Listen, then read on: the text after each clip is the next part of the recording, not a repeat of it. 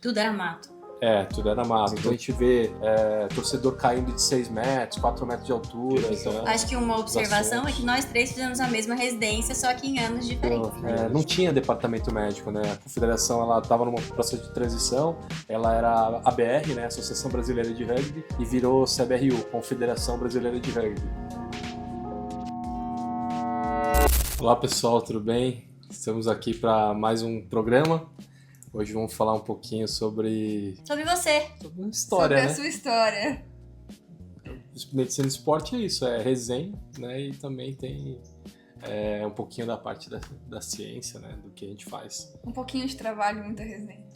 Vamos lá, se vocês Então, quiserem assim, perguntar alguma coisa. Eu acho que o Léo, ele é uma das maiores referências na medicina do esporte hoje no Brasil. Mais velho, né? Um velho. Assim, mas já foi pra Olimpíada de Inverno, já, assim, é a referência que a gente sempre teve, né?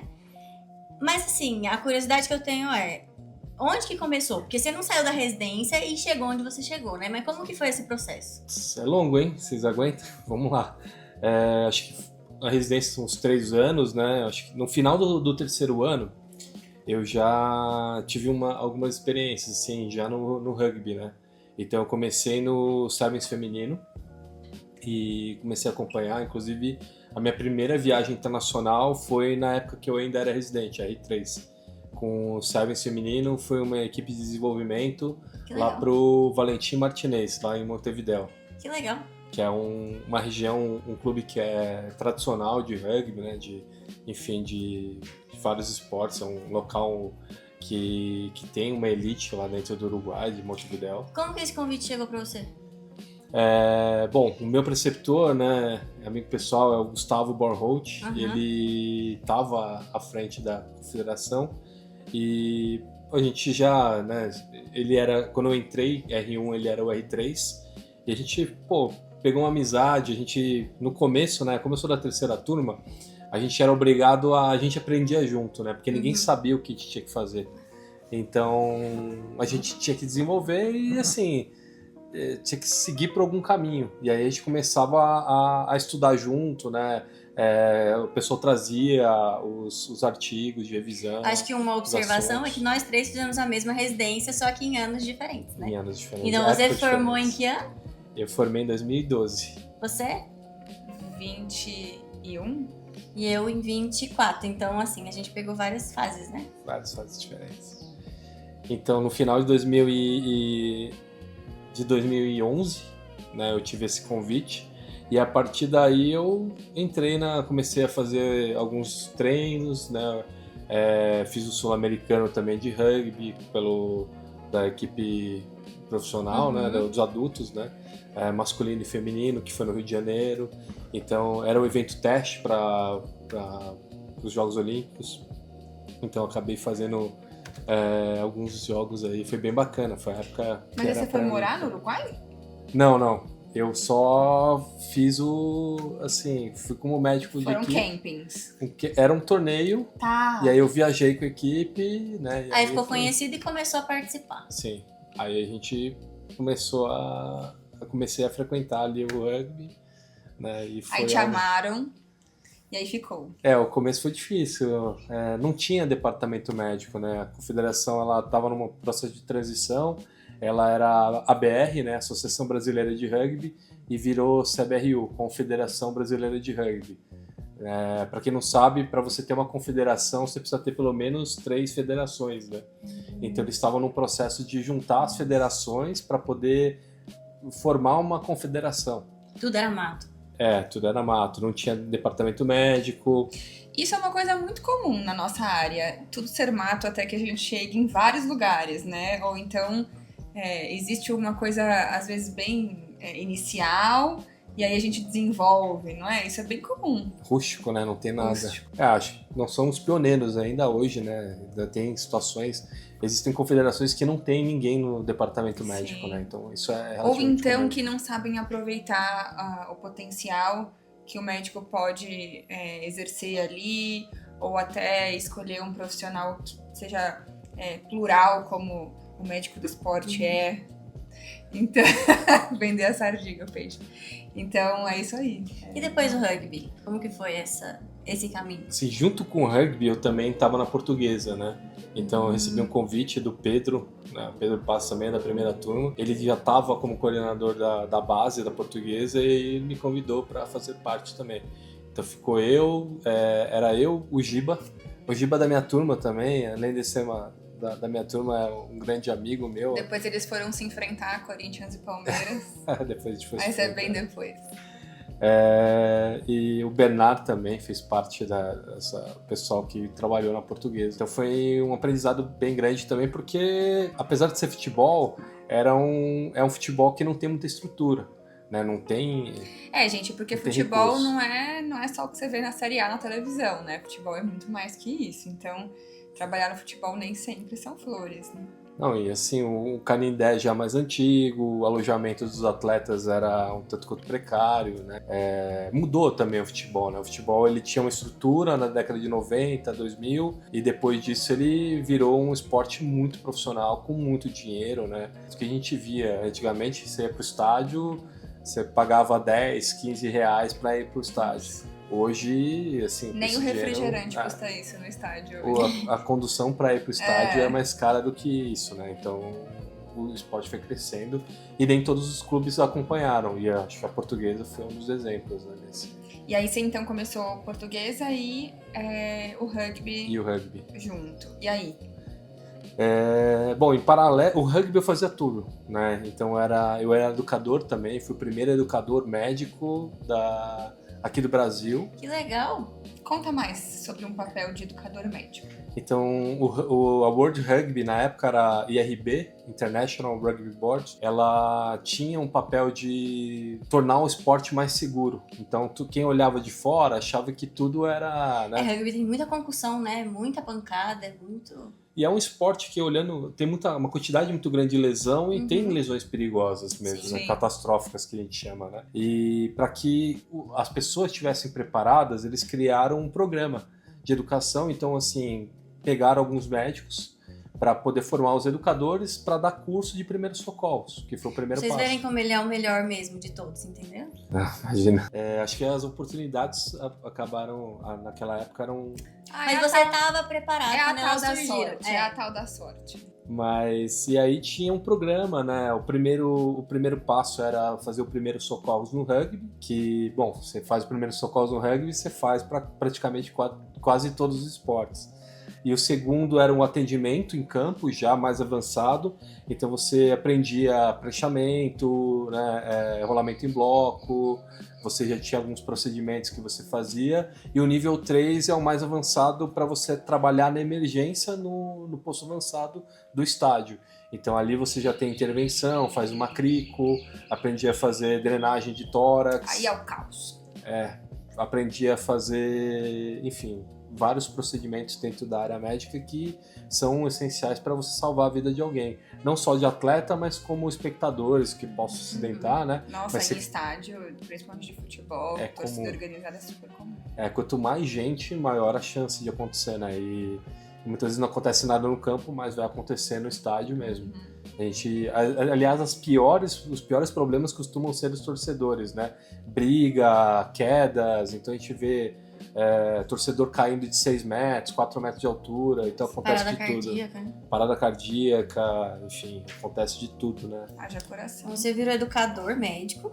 Educador médico. E aí, e depois? Depois eu ainda continuei como educador médico. Porque eu tô tentando chegar nos Jogos Olímpicos de Inverno, entendeu? Eu voltei pra residência, né, como preceptor. Em 2014. Então você ficou um tempo fora e voltou. Eu fiquei em 2012, terminei em 2012, fiz o R4 em 2013, e aí eu voltei em 2014. Pra quem não sabe, o R4 é um ano opcional, você volta a ser residente, mas você já é médico do esporte, já é formado e escolhe fazer um ano adicional. Isso. Que você fica um meio termo entre o preceptor e os residentes, né? Na época, então, o R4 de 2012 a 2013, 2013 eu saí, porque eu já tava, o Gustavo acabou mudando, né? Foi pra Balneário Camboriú. E eu acabei assumindo a coordenação médica da Confederação Brasileira de Rugby. Então foi esse processo, eu acabei abraçando tudo. Então até parte de top, enfim, fazer um pouquinho de tudo. E aí em 2014 cheguei na preceptoria, ano de Copa do Mundo, a gente acabou, assim, o nosso laboratório acabou sendo acreditado pela FIFA, né? Então o LEM, ele acabou sendo acreditado pela FIFA, e aí o Pedrinelli virou coordenador aqui de São Paulo. Pedrinelli é nosso chefe. Mestre Pedrinelli, ele acabou virando o coordenador ali de São Paulo. Então foi quando eu tive a primeira oportunidade ali de ter um grande evento, né, esportivo. Que é esse aqui é a credencial da Copa do Mundo, né? Olha que legal. Você tava diferente. Cabelinho diferente. Aqui o cabelinho já. Legal. Tinha mais cabelo, né? Aqui.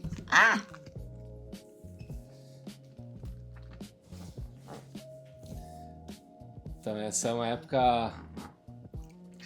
Bom, trabalhar na Copa do Mundo foi assim, sensacional. Eu acho que o momento mais marcante que eu já tive dentro do esporte foi, né, na Copa do Mundo. Eu tive na abertura da Copa do Mundo, e aí assim, a emoção de você ver o estádio, acaba o hino, né, tá tocado, e a torcida continua cantando a capela. Nossa, até foi terminar Brasil o hino, assim, foi algo que é surreal no Arrepiou. Brasil. Pô, ali eu, assim, acho que foi a sensação mais intensa que eu vivi dentro do esporte. E teve muito trabalho? Acho que o trabalho, quando a gente está em competição, geralmente o trabalho é mais simples, né? Acho que para quem não sabe, né, os bastidores são piores, né? Até chegar lá é pior. A gente fala que chegou na competição, a gente está colhendo aquilo que a gente plantou, né? Porque é diferente quando você tá no FOP, que é a cereja do bolo, e o trabalho que você tem para chegar ali, né? Um trabalho longitudinal com o atleta, uma programação com o staff, e tem todo um caminho pro dia que você tá num jogo, num evento. Ainda mais a Copa do Mundo, que eu acho que foi 4 anos só por aquele momento, né? Então lá é o principal, né? Não, e a gente faz curso, né? Faz curso de primeiros socorros no futebol, da FIFA. Depois aí você faz um curso de emergências, né, em massa. Então a gente é obrigado a fazer um curso de catástrofe caso tivesse um atentado terrorista ou uma briga em massa de torcida, ou como é que a gente teria que trabalhar. Então a gente acabou fazendo muitos cursos durante esse período, né? Cerca de 3 ou 4 cursos ali, fora as reuniões para fazer simulados, como é que a gente ia fazer para atirar, né? Então foi um período longo. Mas sabe uma coisa que eu penso quando você tá no FOP? Nós tendemos a achar que tudo parece simples, mas é um estado de atenção, de alerta constante, e a sua cabeça, enquanto tá tudo correndo bem, tá de olho no que poderia acontecer, porque não dá tempo de pensar na hora de agir, você tem que estar pronto para aquele momento. Então a gente tende a simplificar algo que você criou tantos cenários, tantas possibilidades e de certa forma trabalhou muito no entorno daquilo que deu tudo certo. Eu costumava brincar até para um dos chefes de equipe de uma confederação que eu trabalhei, que se deu tudo certo, se ninguém soube de nada, é porque o trabalho foi muito bom e não porque não houve trabalho, né? Sim. Geralmente é isso. Geralmente é isso. Quando o médico do esporte ele não aparece, é porque o trabalho foi muito bem feito antes, né? E o planejamento é o essencial. Então, essa história da Copa do Mundo, acho que no momento mais marcante pra mim, né? Tem bastante coisa, tinha que chegar muito antes, enfim, coisas que fazem parte, mas acho que basicamente é isso. Dali, eu continuei no rugby durante mais um tempo, né? Mais 1 ano e meio. E eu acabei também tendo a oportunidade de trabalhar no UFC. Tava nas vésperas da Olimpíada. Aí trabalhou. Na verdade, aí eu trabalhei no antidoping, né? Então, aí... Também trabalhou. Aí, assim, pra quem não sabe, o programa de antidoping, ele acontece dentro de competição e fora de competição. Então, o que é mais importante hoje em dia é o fora de competição, que são testes aleatórios, surpresas, que você acaba indo na casa do atleta e testando esse atleta para saber se ele está usando algum método, alguma substância que seja proibida. Fora de competição, o atleta ele informa, ele tem que preencher um espaço ali designado, que chama whereabout, que ele tem que explicar onde ele vai estar no dia tal, no horário tal. Isso não é todo atleta, né? São os atletas que são selecionados porque são visados, são muito bons. Monitorados. São monitorados, de alta performance, altos resultados. E aí, eles vão na casa dos atletas, o pessoal do doping, e vão bater lá, e se o atleta não estiver lá, porque ele tem o direito de ter a própria vida e as próprias coisas às vezes mudam, ele pode estar ausente por 3 vezes. Depois disso, ele começou... Por 2 vezes. Na terceira ele é sancionado. Então, esse é o fora de competição. E é isso, né? Você testar positivo, violar o código antidoping não é só testar positivo, né? Mas é você falhar em coletar, por qualquer motivo, você marcou que ia estar em tal lugar, não tá, você tentar... No caso de um atleta que quebrou a casa inteira quando o doping chegou, né? De outro país, não daqui. Não estava sabendo. Quebrou, virou tudo pra poder tentar. Procura. Tentar a amostra, né? Você manipular a amostra, tentar colocar a urina de outras pessoas, enfim. Qualquer uma dessas tentativas, a própria posse, né, da substância já pode caracterizar como uma violação das regras. Isso foi em 2015, fiquei até 2018. E aí, em 2018, eu entrei no Pinheiros, né? Acho que esse foi... Aí eu acho que mergulhei de cabeça nos jogos, nos esportes olímpicos, né? Ali, e também foi um grande aprendizado, né? Porque, enfim, são muitos esportes, muitas lesões diferentes, muitos atletas diferentes. Os melhores atletas do país, uma parcela deles, mas uma grande parte deles tá lá, né? A grande maioria dos atletas. E aqui eu trouxe uma camiseta que representa... Bom, esse é o começo de tudo pra mim, né? Eu tenho muito orgulho, né, de fazer parte aí do Pinheiros, né? E de uma história, porque o departamento médico do Pinheiros foi, de certa forma, revolucionado nesse período também, assim, veio de uma história que veio crescendo e hoje ele tem o alto rendimento, que respira a medicina esportiva 7 anos já, né? São 7 anos, quase 8, né? Quase 2 ciclos olímpicos aqui. De um clube que tem muito atleta olímpico, né? E aqui eu trouxe especialmente do atletismo, que foi o esporte que me adotou, né? Assim, logo desde o começo. Em 2018 foi meu primeiro Troféu Brasil e desde lá eu não perdi mais, né? Falar que enquanto todos os que eu participei eu ganhei, tô invicto aí no Troféu Brasil de Atletismo. As eternas competições. Mas, pô, é um orgulho muito grande, né? Fora o atletismo, tem... O atletismo tem ali, ó. Não é? Que me rendeu vários frutos, né? Tem o Mundial aí de Tóquio, mais recentemente, que foi esse ano. E aí também tem o... Nossa, esse ano o Léo não parou em casa, gente. Não. E tem o Mundial de Oregon em 2022. Também, que é outro... Esse já é de 2025, esse que a gente pegou primeiro. E eu aqui em Oregon 2022. Esse é o Diamond League? Não, esse aqui é o Campeonato Mundial mesmo. Foi o Mundial mesmo. É o Mundial de Atletismo. Que é... Bom, é a competição mais importante tirando os Jogos Olímpicos, né? Para os esportes. Então, também é um sonho de cada médico que trabalha em equipe chegar no Mundial aí do seu esporte, né? E, enfim, aí eu trabalho também com natação, ginástica, handball, tem que tomar cuidado para não esquecer ninguém, né? Vôlei, basquete, assim, gente, quando você judô, fica muito importante, você começa a ter que não esquecer as pessoas. Ginástica artística, saltos ornamentais, esgrima, badminton, LPO...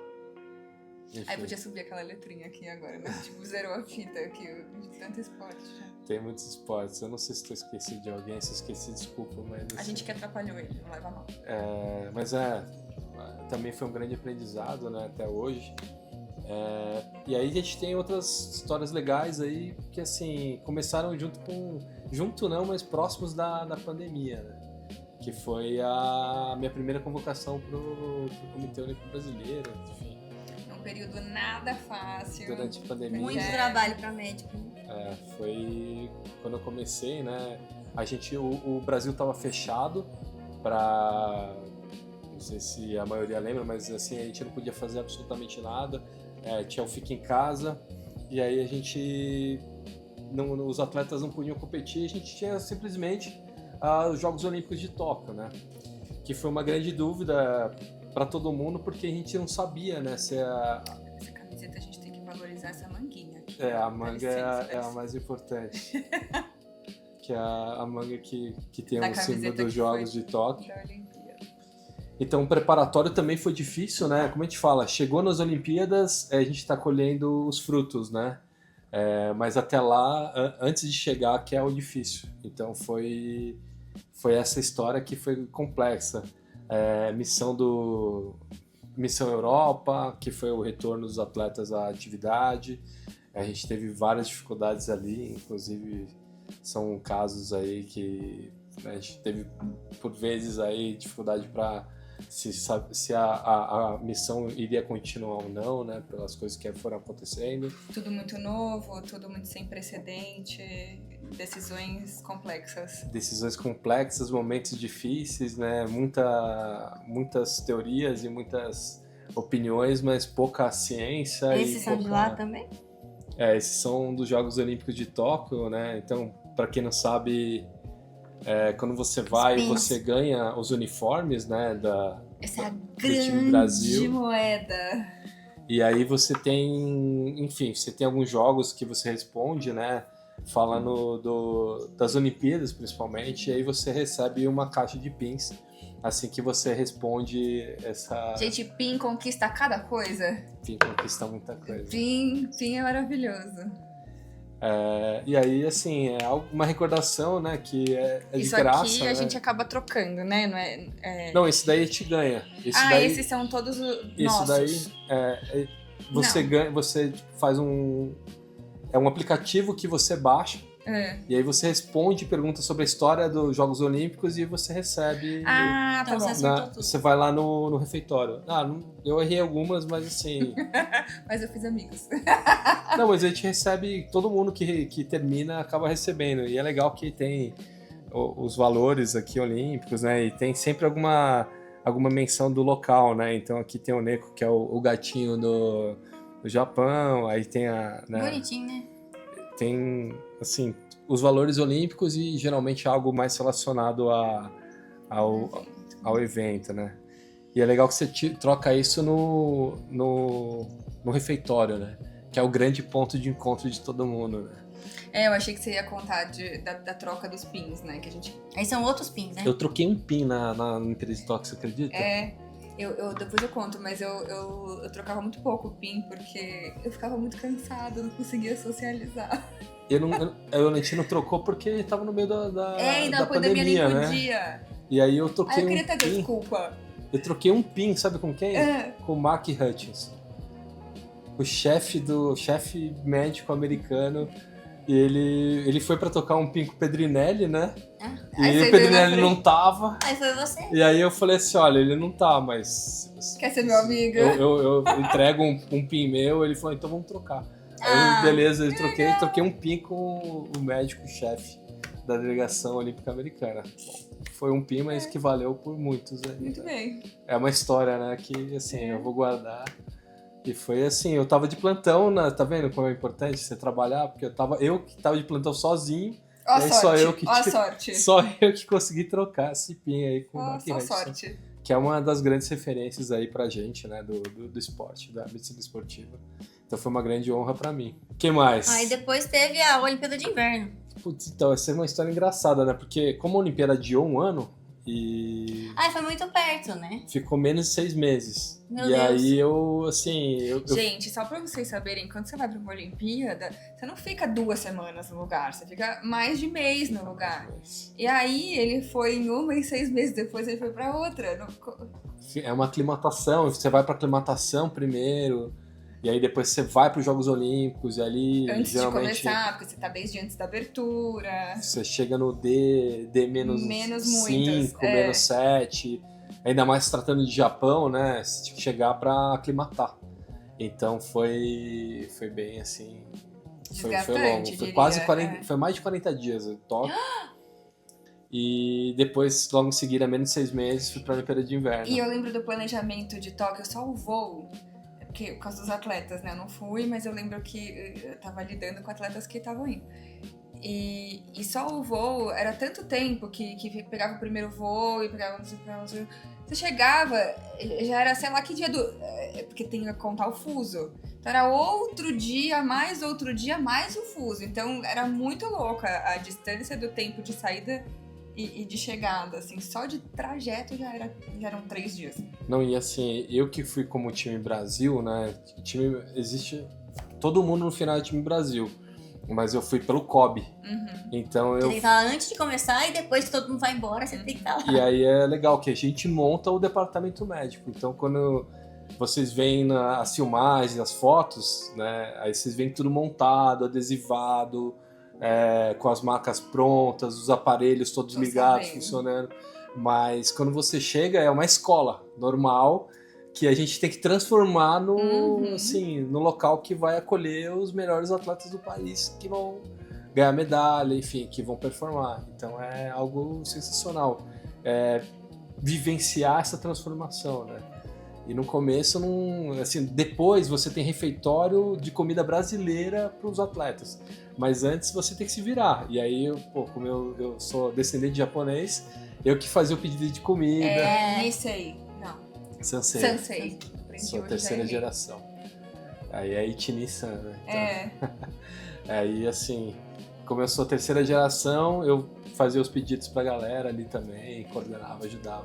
E aí, assim, pra quem trabalha com médicos, fica a dica que, assim, você não vai trabalhar só como médico, estando numa missão como essa. Não. Você vai carregar caixa, vai empurrar, vai levar água. É time mesmo, né? Mala, senão, mais gente. Senão você vai uma vez e nunca mais volta. Não tem assistente não pra tem gente, como. não. Tem que botar a mão na massa. Então é isso, né? Tem que trabalhar junto. E o medicina do esporte é isso, né?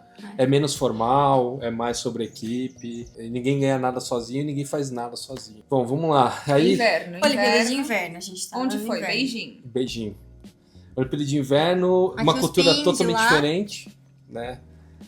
A gente tem Por que aqui... demora nesse negócio? Então, essa é uma capinha, né? Ah, é só uma proteção. Uma proteção. Não era assim Não, o bichinho Acho que é assim mesmo. Esse aqui é o Bing Duan Duan, eu ia demorar só pra aprender o nome. que é o panda gigante, né? Que é um dos animais mais, assim, que só tem na China. Então acabou sendo o grande mascote ali. Bem bonitinho. Concorrido. É bem fofinho. Ou pra quem não sabe, assim, mas na vila, né? Quem vai, assim, esgota em cerca de minutos. Então se você passar na vila e tiver um mascote, já compra. Porque A Vila Olímpica, onde os atletas de cada confederação do seu país se hospedam, né? Então, vão vindo e vão indo embora os atletas conforme Tem aqui, ó, um de Tóquio. a periodicidade 2020. das competições. O Léo é muito... esse aqui não é de competição tão grande, é do Pan Esse aqui é Júnior. Tóquio. Esse aqui do Beijing, Tóquio, e aquele é o Tóquio. mascote do COB. Sumireto e Ginga. Ah, gente. Esse aqui é baseado no Pokémon, né? Então parece até um Pokémon. Esse é o de Tóquio, né? O panda é mais bonitinho.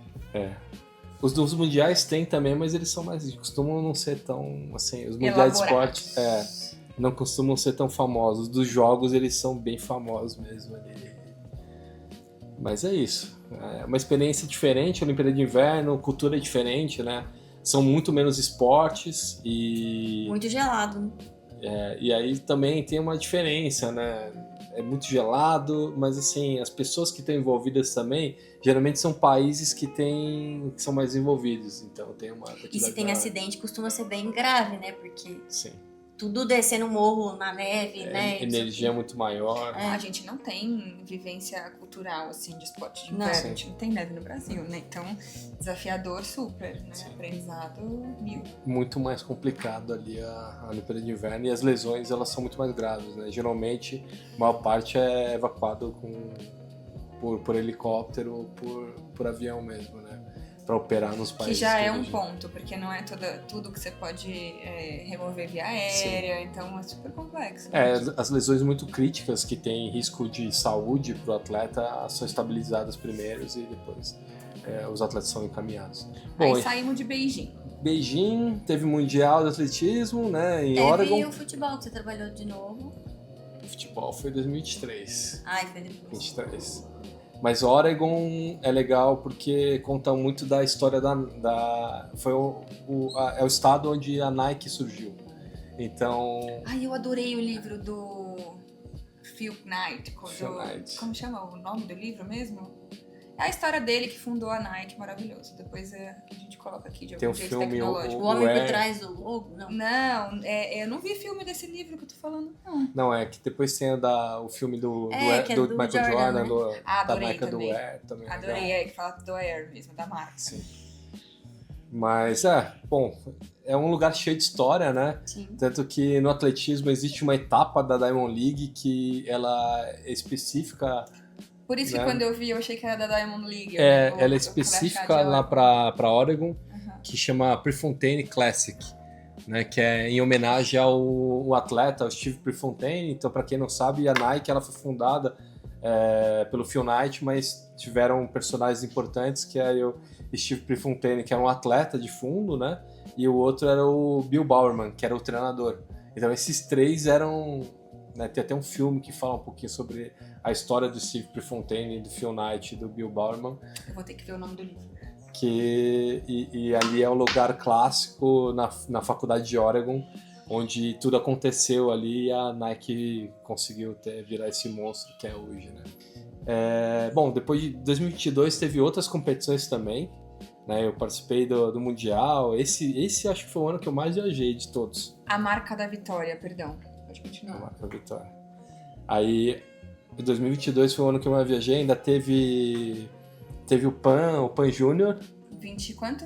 20, não, desculpa, foi 21. Foi final de 21, foi 21. Pan 22 teve mais outra competição que eu não me lembro, mas enfim. Júnior. Não teve Pan-Americano? Não.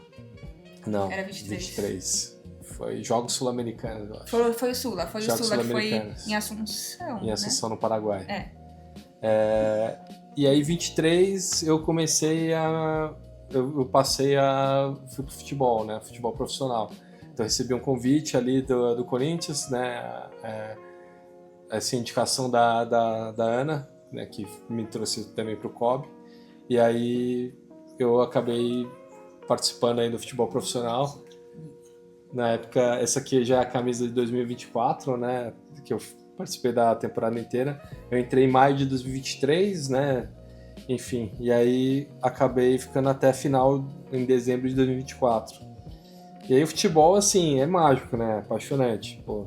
E tá numa equipe como o Corinthians, né? Acho que putz, é sensacional, né? Ver a torcida lá. Eu acho que é a torcida mais apaixonada que tem do Brasil, né? Assim, não tem torcida mais apaixonada do que a torcida do Corinthians, né? Desculpe as outras torcidas, mas assim, a torcida do Corinthians é diferente. E era né? muito trabalho?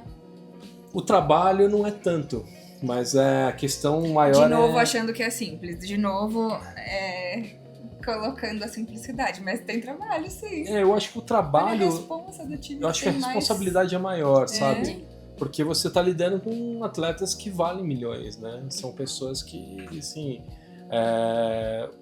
um atleta, um dia de trabalho que ele perde, o clube acaba tendo prejuízo de milhares, centenas de milhares de reais, ó, dependendo do jogador, chega até na casa do... Né, se perder uma semana, você perdeu milhões, né, você está tendo prejuízo de milhões. Então, assim, você tem uma cobrança muito grande em relação a retornar, mas em termos de trabalho, acho que o trabalho é menor, você divide com mais gente, né? Então, assim, departamento médico tinham 2, 3, 4 médicos, né?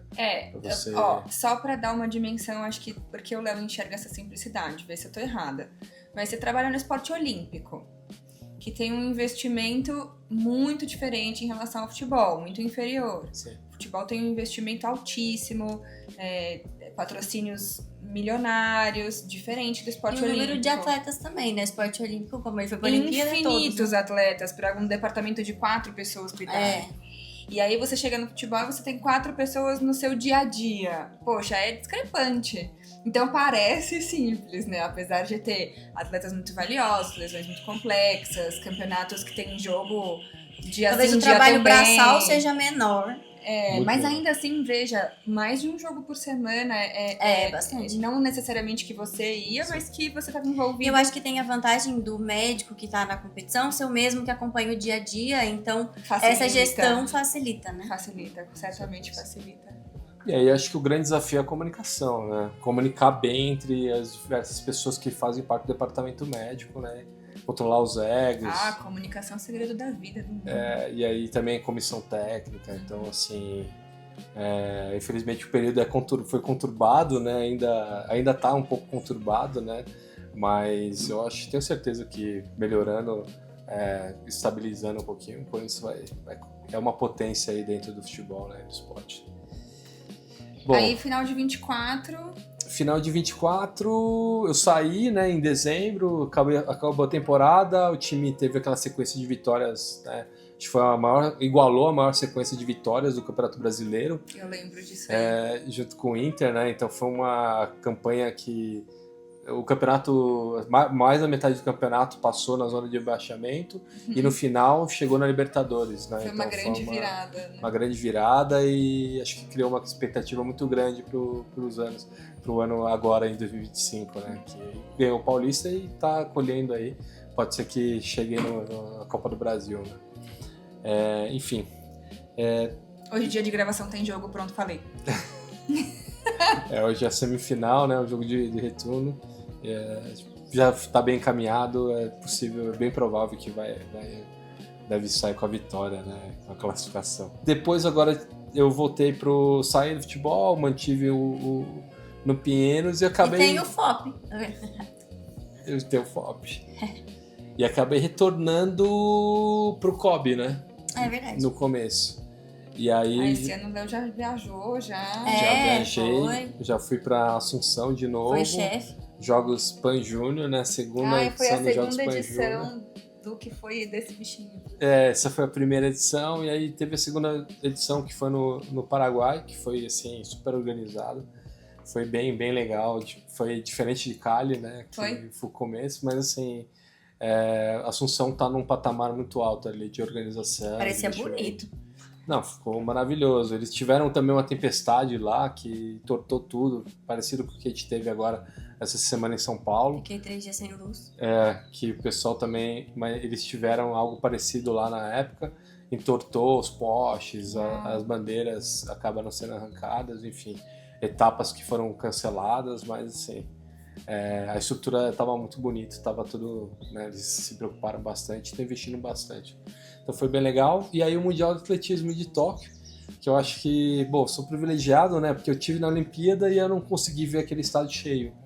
E aí, depois de 4 anos, voltar e ver como é que teria sido, né? Então, assim, com calor humano, com a torcida, né? A torcida do Japão tem uma característica muito peculiar, porque independente se o atleta está em primeiro ou está em último, eles torcem pelo atleta, sabe? Eles batem palma, gritam o nome do início até o final. Então, é bem legal. Foi uma sensação muito boa ali e deu um gostinho, né? De como seria ali se tivesse o público. E basicamente foi isso. Acho que... E aí nos unimos. Unimos. E aguardem a cenas dos próximos capítulos? Como é que é? Agora a gente tá num projeto, né, novo. E... Aguardem. Enfim. Vai ser muito bacana.